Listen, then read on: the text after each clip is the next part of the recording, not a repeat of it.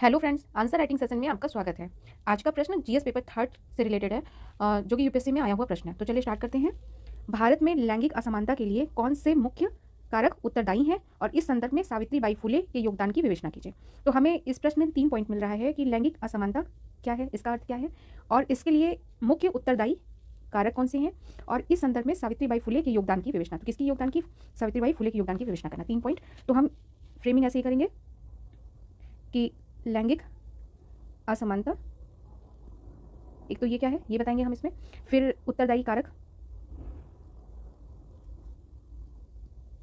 ठीक है, ये बताएंगे, और फिर सावित्रीबाई फुले का योगदान,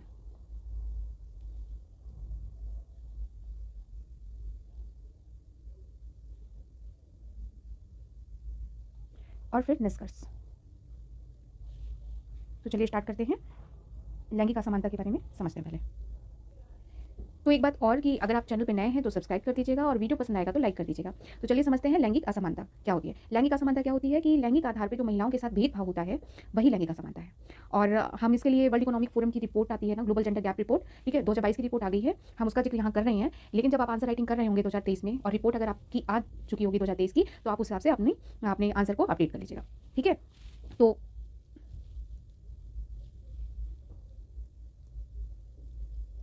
लैंगिक असमानता का तात्पर्य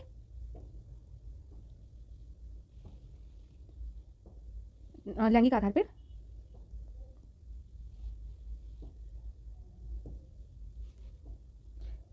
पर महिलाओं के साथ भेदभाव है।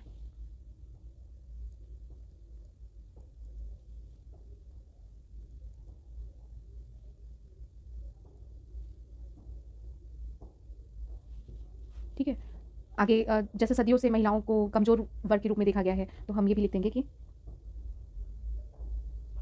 परंपरागत रूप से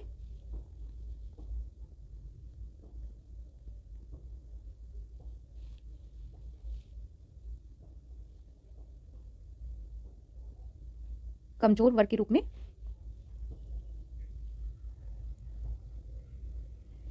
देखा जाता है।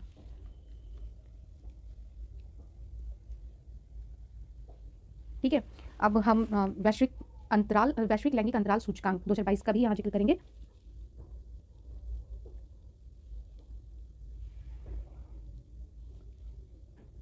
अंतराल सूचकांक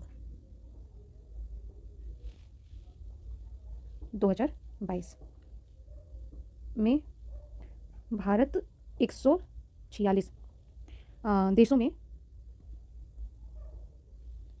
135वें स्थान पे है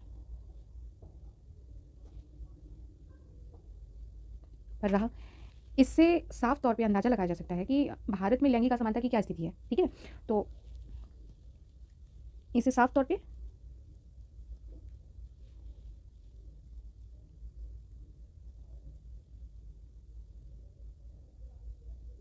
अंदाजा लगाया जा सकता है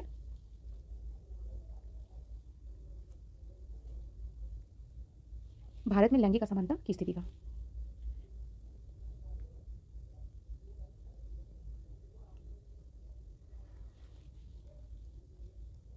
लैंगिक असमानता की जड़ें कितनी गहरी हैं, ठीक। एक आपने लैंगिक असमानता के लिए 3-4 लाइन आपने एक तरीके से उसका इंट्रो दिया, ठीक है। फिर आप इसको एक डायग्राम के माध्यम से ये बताने की कोशिश करेंगे कि भारत में लैंगिक असमानता के उत्तरदायी कारक कौन कौन से हैं, ठीक है। आप एक डायग्राम के माध्यम से ये बताएंगे कि भारत में लैंगिक असमानता के उत्तरदायी कारक क्या हैं। भारत में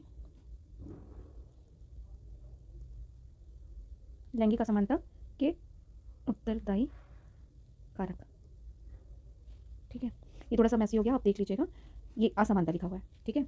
अब सबसे बड़ा कारक तो आपको पता है कि जो भारत का समाज है वो पितृसत्तात्मक समाज है, ठीक है। तो सबसे पहले हम वही लिख देते हैं।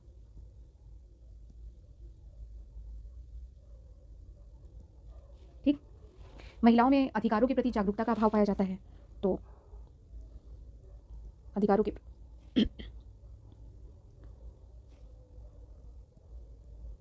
जागरूकता का अभाव, ठीक। और जो भारत की समाज के रीति रिवाज हैं, हमारे सामाजिक रीति रिवाज, उसमें भी महिलाओं के स्तर को कम करने में बहुत बड़ी भूमिका वो रीति रिवाज लगाते हैं। जैसे बाल विवाह है या दहेज प्रथा है, ये सब रीति रिवाज महिलाओं के स्तर को कम करते हैं। तो सामाजिक रीति रिवाज। अब इसमें आप ब्रैकेट में करके लिख सकते हैं बाल विवाह और दहेज प्रथा। आपको जो उतनी समय याद आ जाए एक दो का जिक्र आप कर देंगे वहाँ। फिर राजनीति में भी अल्प भागीदारी है, ठीक है। अगर देखा जाए तो भारत में महिला सांसदों की संख्या 11% है और विश्व का औसत 25% है, तो उस हिसाब से भारत में बहुत ही कम है, तो उसका भी जिक्र हम कर देंगे। राजनीति में अल्प भागीदारी, ठीक। रोजगार के अल्प अवसर उपलब्ध होना, ये भी कारण है, रोजगार के अल्प अवसर उपलब्ध होना, ठीक। एक पॉइंट आप यहाँ ये भी जिक्र कर सकते हैं कि पुरुषों की तुलना में महिलाओं का निम्न शैक्षिक स्तर, ठीक है।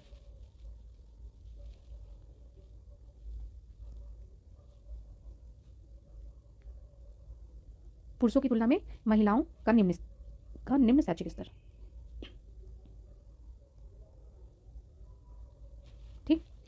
अब हम ये उत्तरदायी कारक तो हैं और भी बहुत से उत्तरदायी कारक हैं, उनको भी हम देख लेंगे, ठीक है।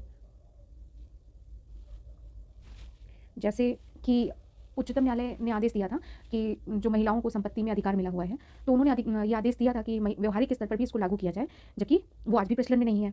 महिलाओं को संपत्ति में अधिकार का प्रचलन कहाँ है, ठीक है, उसका भी जिक्र कर देंगे कि संपत्ति अधिकार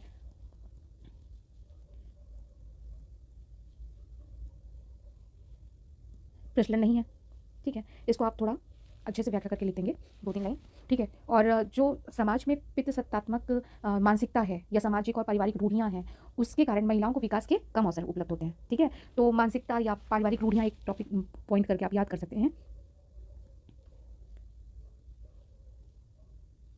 ठीक है।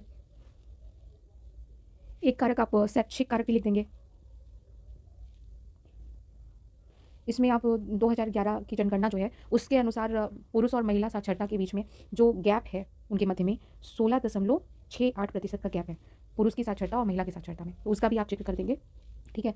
राजनीति में महिलाओं के बारे में आपने पहले भी डायग्राम में डाला है, लेकिन उसमें डेटा आपने नहीं लिखा, तो यहाँ एक डेटा के साथ आप लिख देंगे कि राजनीति में महिलाओं की स्थिति, ठीक है। इस पॉइंट से याद रखिएगा कि भारत में लगभग 11% भागीदारी है महिलाओं की और विश्व औसत कितना है, 25%, तो उस हिसाब से कम हुआ, ठीक है। ये हमने लैंगिक असमानता देख लिया है, उत्तरदायी कारक देख लिया है। अब अगला पॉइंट बनेगा सावित्रीबाई फुले का योगदान, ठीक है। तो हम यहाँ योगदान करके शुरू कर देते हैं, ठीक है। एक बात और कि इसमें आप स्टेम का भी जिक्र कर सकते हैं कि इसमें महिलाओं की कितनी भागीदारी, स्टेम मतलब साइंस, टेक, इंजीनियरिंग, मैथमेटिक्स में महिलाओं की स्थिति क्या है। तो आप उसमें एक डाल सकते हैं कि रोजगार के रूप में इन क्षेत्रों से 14% महिलाएं आती हैं, जो कि विश्व औसत से काफ़ी कम है, ठीक है। विश्व औसत लगभग 35% के आसपास है, तो आप इसका भी जिक्र करेंगे। इसकी रिपोर्ट हमने शॉर्ट्स बना के डाली है, आप चाहेंगे तो एक बार वहाँ से विजिट कर लें। तो चलिए योगदान में अगर हम देखेंगे कि सावित्रीबाई फुले का योगदान क्या रहा है, तो इन्होंने अपने पति ज्योतिबा राव फुले के साथ मिलकर पुणे में, ठीक है, पुणे में इन्होंने 1848 में प्रथम महिला विद्यालय की स्थापना की थी, ठीक है, प्रथम महिला विद्यालय की स्थापना की, ठीक। और ब्रिटिश शासन के समय सावित्रीबाई फुले ने महिलाओं के अधिकारों की बात की, उसे बेहतर बनाने के लिए बहुत ही योगदान किया, तो एक पॉइंट आप ये डाल देंगे।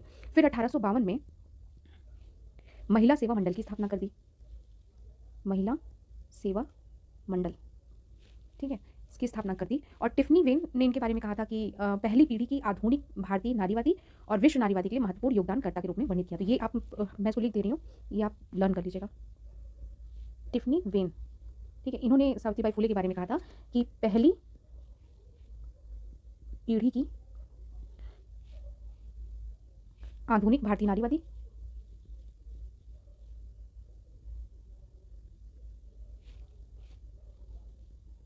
और विश्व नारीवाद के लिए महत्वपूर्ण योगदान करता है,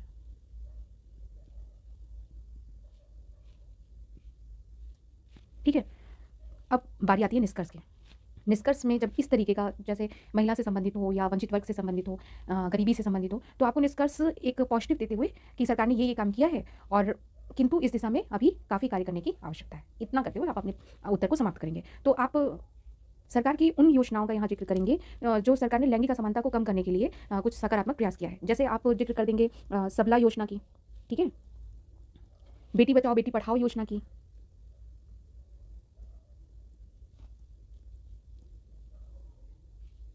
या सर्व शिक्षा अभियान की, स्टेप है, जननी सुरक्षा योजना है। ऐसी जितनी भी योजनाएं हैं जो आपको उतने समय याद आ रहा है, आप उन सब योजनाओं का जिक्र करते हुए फिर अंत में आप लिख देंगे किंतु इस दिशा में अभी काफ़ी कार्य करने की आवश्यकता है। इस तरीके से आपका उत्तर समाप्त हुआ। Thank you for watching. मिलते हैं अगले वीडियो में। Bye bye.